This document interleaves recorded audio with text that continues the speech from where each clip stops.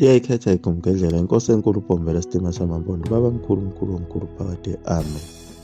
Bahleka usulu abantu bakhona entabazwe. Ngale ndoda elokhu yehla yenyuka ithi ishumayela izindaba zikaNkulunkulu. Esebenza khona laphana eplazini ebathembise ngokuthi kuzowa isihlahla esikhulu lesi phela ebijwayele ukushumayela ngaphansi kwaso ethi sizophenduka idwala. Isazimele lesi sihlahla abafazi badlula besikhombe njalo mase behleka usuku. Bethi ohe ngomfana kaMahadebe ingabe uyophelelaphi ngalento yakhe. Bese bethi abanye abafazi mhlawumbe kusasa kuyophela lokhu. Bese behleka kanye kanye bethi gegege. Naye umfo kaMayekisa lona akakasuki kulelizwe ayephela lapha ethunywe khona nguNkulunkulu. Ulokhu ejikeleza kuzo izintaba zakhona lapha eHarrismith ehamba eshumayeza abantu. Ukholwa ukuthi hleze uma ehamba eshumayela kulezi zintaba lizomdabukela lelizwi likaJehova elimhluphayo lokhu limlandele njalo ukuthi akaye phela ezweni lakwaZulu ezweni lasempumalanga ayobuyisela abantu bakwaZulu emthethweni kaNkulunkulu endaweni angakaze alibhade nakanye kuyo endaweni angayazi ngoba phela kwagcine yena ubaba mkhulu wakhe uMzazela okuyena wayesuka kulo izwe lakwaZulu.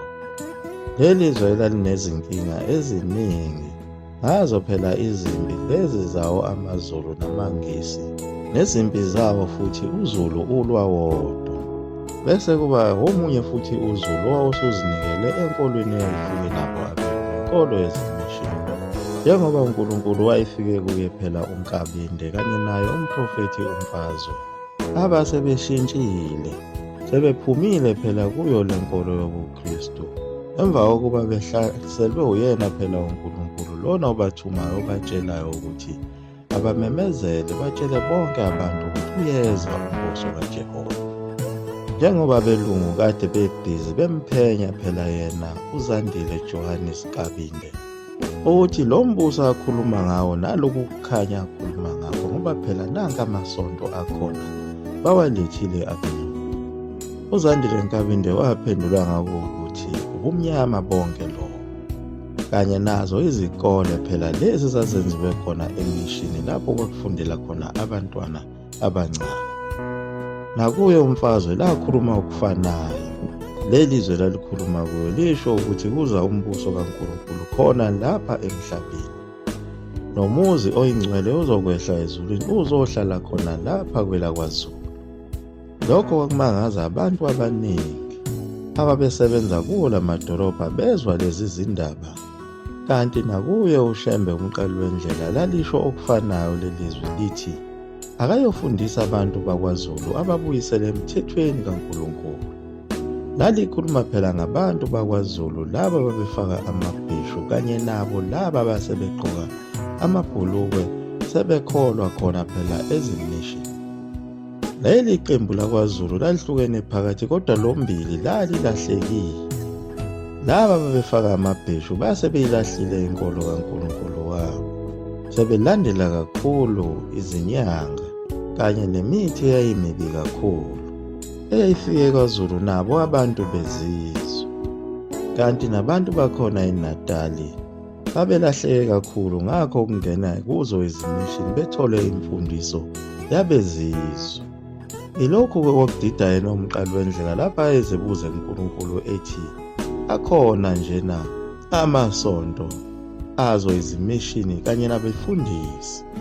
Ungani uthi angiyofundisa abantu imithetho yakho Jehova? Kodwa uNkulunkulu wakuphika lokho ukuthi le nkolo yayifikile ezimishini yobuKristu inomthetho wakhe wathi akuwona umthetho wami lona owenziwa kulamasonto ongitshela ngawo. Mina ngikhuluma ngokuthi uyofundisa abantu umthetho wami bebuyele enkolweni yami, kusho uJehova umenzi wezulu nomhlaba. Yilapho-ke yena-ke umfo kaMayekisa lona umqali wendlela phela owathatha isinqumo sokuthi ahambe aphikelele endaweni yaseBergville ezintabeni zakhona, izintaba zokhahlamba eyokhuleka phela efuna ukuyohlangana naye noNkulunkulu ongabhedela. Phela naye umfoka Mayisa njengoba wayekade esonta khona eLuthela, wayekhohlisekile ngayo uNkulunkulu owumenzi wezulu nomhlaba, ngoba uma kukhulunywa noma kushunyayelwa ngaye lo nkulunkulu, kubonakala kwakungathi uNkulunkulu wamaswidi, uNkulunkulu kaKhisimusi. Uma kusuke kutshelwa, abazalwane betshelwa uye phela umfundisi womlungu, ebatshela ukuthi ezulwini lakhe uNkulunkulu awulambi, awusweli, awusomi. Bebeke isithombe esihle kakhulu sokuthi uyohlala nezingilosi ezingabantwana abancane abanamaphiko kanye namabhubesi lawa uyobe uzidlalela nawo engakwenzi lutho.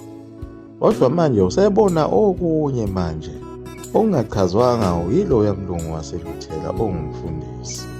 Njengoba esefelwe abantwana abaningi kangaka, phela bagcine baze bafika 10 abantwana bakhe umfoka Mayisa abagcine beshonile. Njengoba ebheke kuzo izintaba zaseBergville, phela wayeyokhuleka kuyo uNkulunkulu eyombuza ukuthi, kodwa Nkulunkulu, usungaze ubathathe bonke abantwana bami abali10? Kungani? Ngoba phela ngiyakusebenzela, ngiyehla ngenyuka ezintabeni, ngishumayeza abeSuthu. Wafika wakhuleka kuyo intaba lena yokhahlamba, wabe seyithola impendulo kuye uNkulunkulu. Wathi uNkulunkulu, ngilokhu ngime kuleliya gama engalishoyo ukuthi hamba uye kwaZulu, angishongo ukuthi hamba uye eLusuthu. Ilapho abuyela khona emuva ejabhile, ehamba ngazo phela izinyawo amabanga amade, eyothola impendulo eyodwa kuNkulunkulu. Wathi uma esefika ekhaya ngazo izikhathi zantambama, walungiselela uhambo lwakhe lokuhamba phela eyakhona ezweni laseMpumalanga, esebona phela ukuthi uNkulunkulu uzozaziqede zonke lezi ngane zakhe, njengoba kwasekusele izingane eziyisithupha nje kuphela. Phela unkosikazi wakhe omdala uMashabalala wayeney'ngane eziyisi7, kwagcina kushone iy'ngane eziyisi5, kwasala ezimbili. Lowo phela kwakuyinkosana yakhe umqali wendlela uStanela kanye nododakazi wakhe uZondi. Bese kuthi unkosikazi wakhe wesibili okunguMasigasa wayenabantwana abayisi5, kwashona abathathu, kwasala ababili. Lowo kwakunguJuliya intombazane, kanye naye lowa mntwana omncane owayesanda kuzalwa ngaso isiprofetho, lona okuthiwe ngu-Amos Khula. Bese kuthi unkosikazi wakhe wesithathu okunguMangwenya wayenabantwana abathathu, kwashona oyedwa, kwasala ababili. Lowo kwakungugeli intombazana, kanye naye umntwana futhi lona wesiprofetho oqanjwe igama kwathiwa uJohannes Galile. Lona phela okade yobhabhadiswa laphayana esizibeni ebesineqo ekuseni ngovivi. Bese kuthi umakoti wakhe lona phela omncane owajikiswa wabuyiselwa ekhaya kuwo, lona okuthiwa ngukoti, wayemtholile phela umntwana oyedwa naye owashona esemncane, okunguyena mntwana we10 ukushona kubo abantwana bakhe uShembe, ngoba wayesethukuthele kakhulu phela njengoba ezehamba eya entabeni eyobuza uNkulunkulu ukuthi abantwana abayi10 bonke pho beboneni kuye uNkulunkulu. Kuyimanje usebhizi ubopha imithwalo, usekhohliwe ukuthi izwi belimtshelile ukuthi akophuma egqoke ibhantshi kanye nesigqoko kuphela, kwanalo ithikithi laso isitimela akanalo phela. Usazovuka ekuseni ngovivi ayothenga nethikithi laso isitimela, ahambe aye endaweni angayazi, aphinde afune nale ntaba akhuluma ngayo uNkulunkulu okuthiwa inhlangakazi, nayo akayazi. Iyaguga lapho eGumgedlela, Mzulu amafutha omkhovu, uDuyi into emnesuka phakade. Amen.